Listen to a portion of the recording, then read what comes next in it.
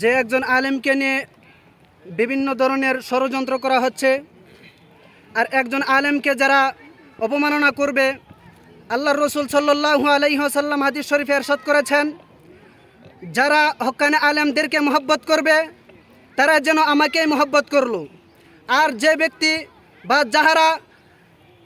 আলেম উলামাদেরকে বেইজ্জতি করবে তারা যেন আমাকে বেইজ্জতি করলো। এই হিসাবে আমরা বলতে চাই,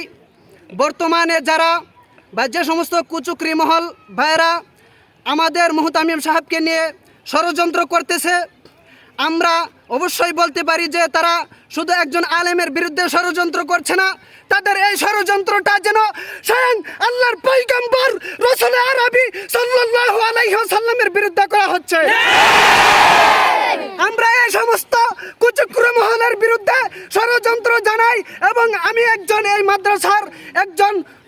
ছাত্র হয়ে এবং সকলের পক্ষ থেকে বলতে চাই, যারা আমাদের আলেম এবং আমাদের মুহতামিম এর বিরুদ্ধে ষড়যন্ত্র করতেছে,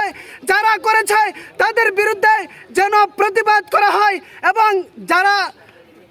আমাদের উলামায়ে কেরামদের বিরুদ্ধে ষড়যন্ত্র করতেছে তাদের যেন উপযুক্ত শাস্তি দেওয়া হয়। আল্লাহ পাক রব্বুল আলামিন যদি তাদের কপালে হেদায়েত রেখে থাকেন তাহলে আল্লাহ তাআলা যেন তাদেরকে হেদায়েত দান করেন, অন্যথায় তাদেরকে আল্লাহ তাআলা যেন পাকড়াও করে নেন। সকলে বলেন আমিন।